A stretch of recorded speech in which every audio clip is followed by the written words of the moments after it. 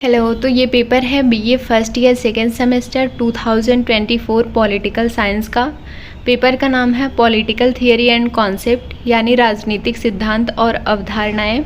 तो इस पेपर में क्वेश्चन के साथ साथ आपको आंसर भी बताए जाएंगे, इसलिए वीडियो को पूरा देखना। आपके एग्ज़ाम में इससे रिलेटेड क्वेश्चन आ सकते हैं या फिर एक दो क्वेश्चन इसी में से आ जाए। ठीक है, तो फिर हम स्टार्ट करते हैं सेक्शन ए। सेक्शन ए के जितने भी क्वेश्चन हैं उनके आंसर 50 वर्ड्स में लिखने हैं। तो पहला क्वेश्चन है हमारा, पहले एक बार हम क्वेश्चन देख लेते हैं, फिर उसके बाद आंसर आपको बता दूंगी। तो पहला क्वेश्चन है राजनीतिक विज्ञान की प्रकृति क्या है। उसके बाद है सेकेंड नकारात्मक स्वतंत्रता, फिर थर्ड है जनमत, और फोर्थ प्रत्यक्ष प्रजातंत्र, एंड फिफ्थ है संसदीय प्रणाली की दो विशेषताएं। तो सबसे पहले हम देखेंगे कि राजनीतिक विज्ञान की प्रकृति क्या है। तो राजनीतिक विज्ञान सरकारों, राजनीति और नीतियों का अध्ययन है। यह राजनीतिक संस्थाओं की संरचना, कार्यों और परस्पर क्रियाओं की जांच करता है। यह विश्लेषण करता है कि शक्ति कैसे वितरित और प्रयोग की जाती है। यह वर्णनात्मक और निर्देशनात्मक दोनों है, जिसका उद्देश्य राजनीतिक प्रणालियों को समझना और सुधारना है।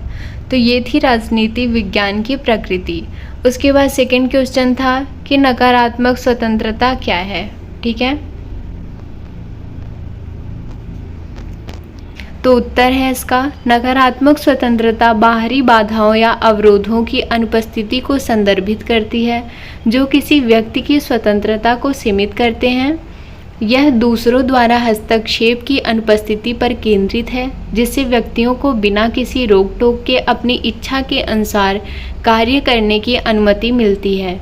यह अवधारणा अक्सर राज्य के हस्तक्षेप से स्वतंत्रता के विचार से जुड़ी होती है।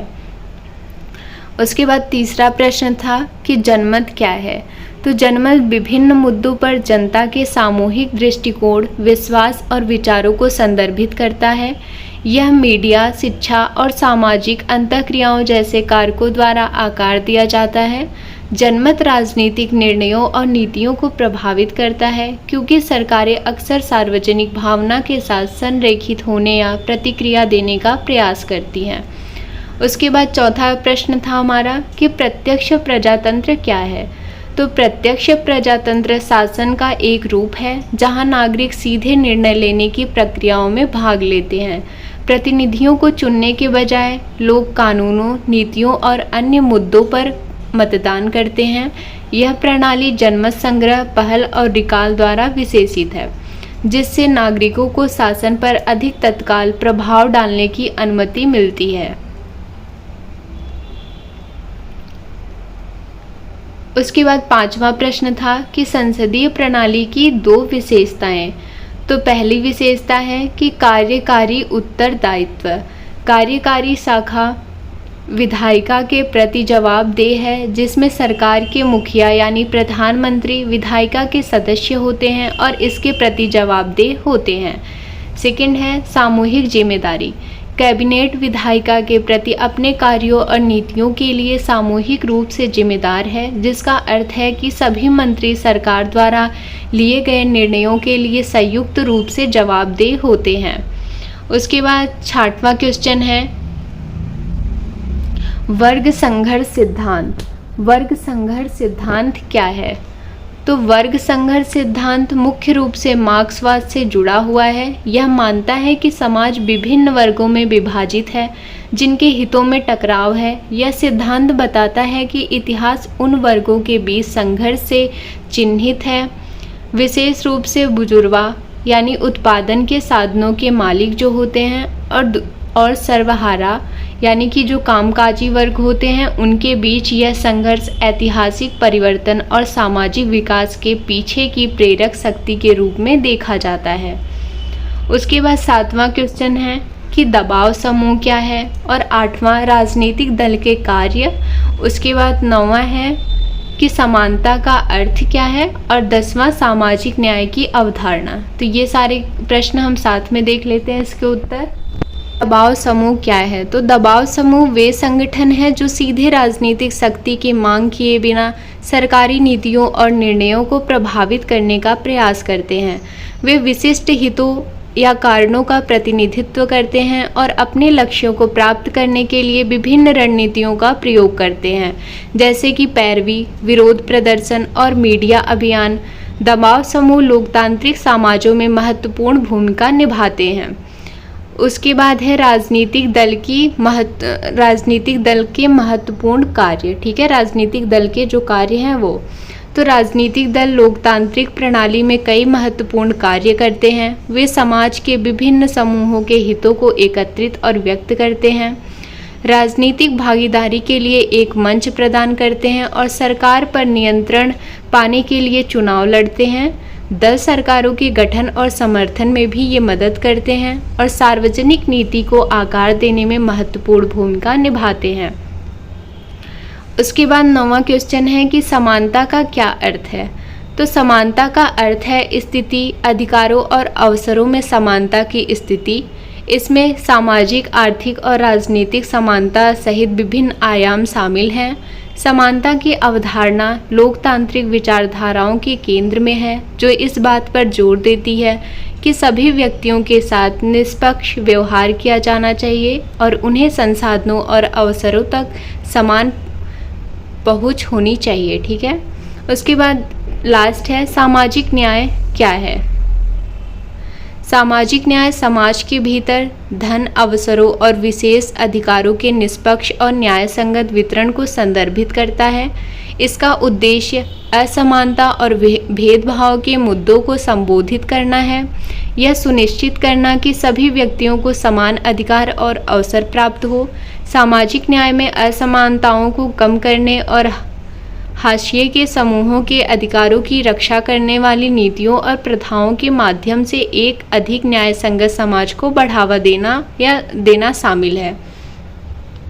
आएंगे सेक्शन बी में। सेक्शन बी में आपको जो है आंसर 3 देने हैं, मतलब 3 क्वेश्चन के आंसर देने। जो भी आपको अच्छे से आता रहे आप लिख लेना, और इसके आंसर 200 वर्ड्स में होंगे।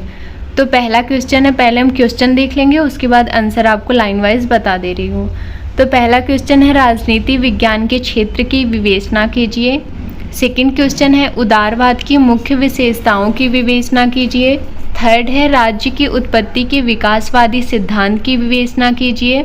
फोर्थ है दंड के सिद्धांतों की विवेचना, और उसके बाद है उत्तर व्यवहारवादी क्रांति से आप क्या समझते हैं।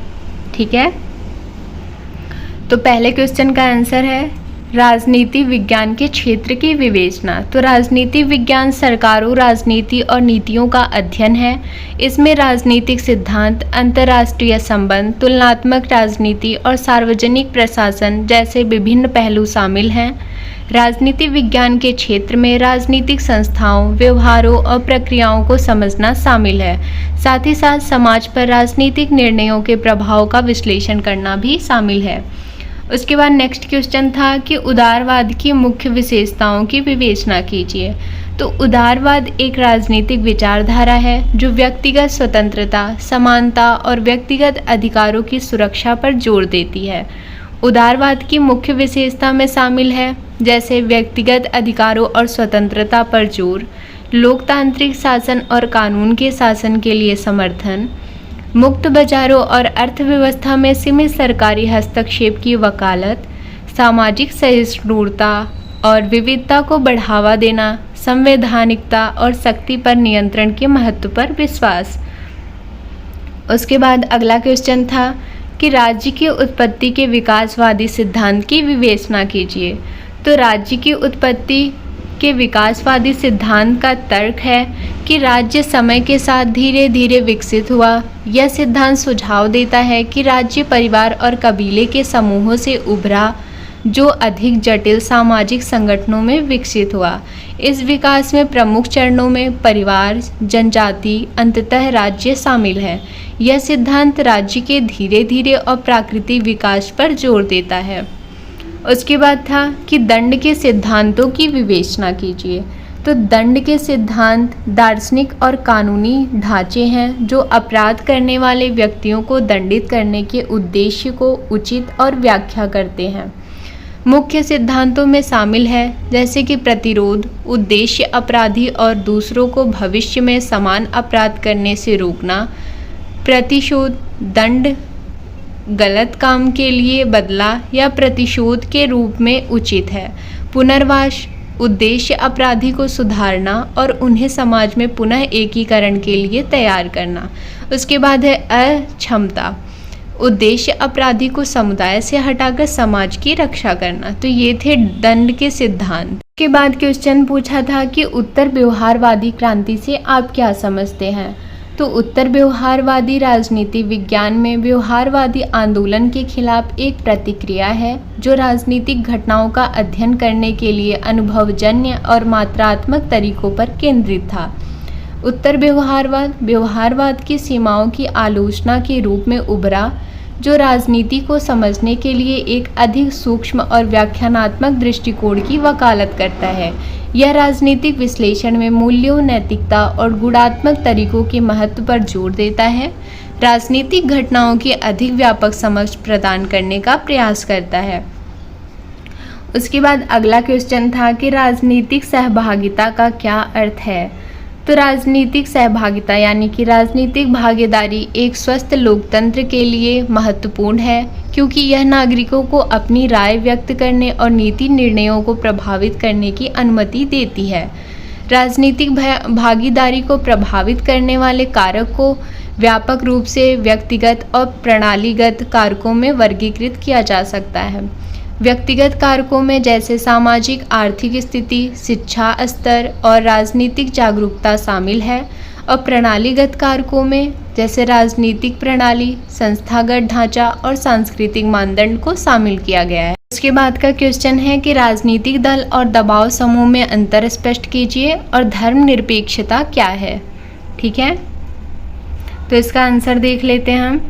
राजनीतिक दल और दबाव समूह के बीच अंतर। राजनीतिक दल और दबाव समूह दोनों ही राजनीतिक प्रक्रियाओं में महत्वपूर्ण अभिनेता हैं, लेकिन उनकी भूमिकाएं और विशेषताएं अलग अलग हैं। राजनीतिक दल संगठित समूह होते हैं जो चुनाव लड़ते हैं और सरकार बनाने का प्रयास करते हैं। उनके पास एक व्यापक वैचारिक मंच और एक व्यापक नीति एजेंडा होता है। लेकिन दबाव समूह दूसरी ओर विशिष्ट मुद्दों या हितों पर ध्यान केंद्रित करने वाले संगठन होते हैं जो सरकारी नीति को प्रभावित करने का प्रयास करते हैं। उसके बाद अगला क्वेश्चन था कि धर्मनिरपेक्षता क्या है। तो धर्मनिरपेक्षता आधुनिक लोकतंत्रों का एक मूल सिद्धांत है जो यह सुनिश्चित करता है कि राज्य धर्म के मामलों में तटस्थ और निष्पक्ष रहता है। यह धार्मिक स्वतंत्रता और सहिष्णुता और विभिन्न धर्मों के नागरिकों के बीच समानता को बढ़ावा देता है। एक धर्मनिरपेक्ष राज्य में सरकार किसी विशेष धर्म को बढ़ावा नहीं देती है या समर्थन नहीं करती, और नागरिक बिना किसी उत्पीड़न या भेदभाव के अपने धर्म का अभ्यास करने के लिए स्वतंत्र हैं। धर्मनिरपेक्षता सामाजिक सद्भाव बनाए रखने और लोकतांत्रिक मूल्यों को बढ़ावा देने के लिए आवश्यक होता है। तो ये सारे क्वेश्चन थे आपके सेक्शन बी के, जो 200 वर्ड्स में लिखने थे। उसके बाद है सेक्शन सी। सेक्शन सी में 3 क्वेश्चन मिलेंगे, जिनमें से एक ही करना है। जो आपको अच्छे से जिसका आंसर आए आप वो कर सकते हैं। तो पहला क्वेश्चन पूछा है कि जनमत से आप क्या समझते हैं। आधुनिक युग में जनमत निर्माण के कौन से मुख्य साधन हैं। नेक्स्ट है न्याय को परिभाषित कीजिए और इसके विभिन्न प्रकारों का वर्णन कीजिए। उसके बाद है लोक कल्याणकारी राज्य से आप क्या समझते हैं। लोक कल्याणकारी राज्य के कार्यों की विवेचना कीजिए। तो इन सब के आंसर हम देख लेते हैं। अच्छा क्या था कि जनमत से आप क्या समझते हैं और जनमत को आकार देने वाले मुख्य साधन। तो जनमत को हम सार्वजनिक राय भी बोल सकते हैं, यानी सभी लोगों की सहमति। तो सार्वजनिक राय से तात्पर्य किसी विशेष मुद्दे या विषय पर जनता की सामूहिक राय और दृष्टिकोण से है। आधुनिक समय में सार्वजनिक राय को आकार देने वाले मुख्य साधनों में शामिल है मास मीडिया, जिसके अंतर्गत अखबार, टेलीविज़न, रेडियो आते हैं। उसके बाद सोशल मीडिया प्लेटफॉर्म, फिर राजनीतिक दल और नेता और हित समूह और लॉबिंग संगठन। उसके बाद शैक्षिक संस्थान और अनुसंधान संगठन। ये सारे पेपर के मतलब जितने भी क्वेश्चन पूछे हैं, जितने भी आंसर आपको मिले, वो केवल आपको एक समझाने के लिए हैं। पूरा 200 वर्ड्स में या 500 वर्ड्स में आंसर नहीं है। अगर आपको लॉन्ग आंसर चाहिए तो आप कमेंट कर दीजिएगा, ठीक है, मैं आपको भेज दूंगी। उसके बाद है कि न्याय का क्या अर्थ है। तो न्याय का अर्थ क्या है? न्याय का अर्थ है कानून के अनुप्रयोग में निष्पक्षता और नैतिकता। न्याय के विभिन्न प्रकार हैं, उनमें से कुछ के नाम दिए गए हैं, जैसे वितरणात्मक न्याय, प्रतिशोधनात्मक न्याय, पुनर्स्थापनात्मक न्याय और सामाजिक न्याय। तो वितरणात्मक न्याय क्या है? जिनमें समाज के सदस्यों के बीच संसाधनों, लाभों और बोझ के निष्पक्ष वितरण से संबंधित है ये। और प्रतिशोधनात्मक न्याय गलत करने वाले को दंडित करने और उनके कार्यों के लिए उन्हें जवाबदेह ठहराने पर केंद्रित है। उसके बाद है पुनर्स्थापनात्मक न्याय, गलत करने से हुए नुकसान की मरम्मत करने और पीड़ितों और अपराधियों के बीच मेल मिलाप को बढ़ावा देने पर जोर देता है ये। उसके बाद लास्ट है सामाजिक न्याय, समाज में निष्पक्षता और समानता को बढ़ावा देने से संबंधित है, विशेष रूप से गरीबी, भेदभाव और असमानता जैसे मुद्दे के संबंध में। तो ये हो गया न्याय का अर्थ और न्याय के कुछ प्रकार। उसके बाद लास्ट क्वेश्चन है कि लोक कल्याणकारी राज्य क्या है? तो लोक कल्याणकारी राज्य एक ऐसी सरकार की प्रणाली होती है जहां राज्य अपने नागरिकों को सामाजिक कल्याण सेवाएं और कार्यक्रम प्रदान करने में महत्वपूर्ण भूमिका निभाता है। लोक कल्याणकारी राज्य के कार्यों में शामिल किए गए हैं जैसे कि स्वास्थ्य सेवाएं और सामाजिक सुरक्षा लाभ प्रदान करना, गरीबी और असमानता को कम करने के लिए नीतियों को लागू करना। थर्ड है शिक्षा और व्यावसायिक प्रशिक्षण कार्यक्रमों का समर्थन करना, बच्चों, महिलाओं और बुजुर्गों जैसे कमज़ोर आबादी के अधिकारों की रक्षा करना। लास्ट सामाजिक न्याय और मानव अधिकारों को बढ़ावा देना। तो ये BA first year second semester का पॉलिटिकल साइंस का पेपर था। आपको क्वेश्चन और आंसर दोनों बता दिए। अगर आपको किसी भी क्वेश्चन का लॉन्ग आंसर चाहिए या फिर पीडीएफ चाहिए तो आप कमेंट कर देना, आपको मिल जाएगा। ठीक है, और वीडियो अच्छी लगी हो तो लाइक एंड सब्सक्राइब कर देना। Thank you for watching.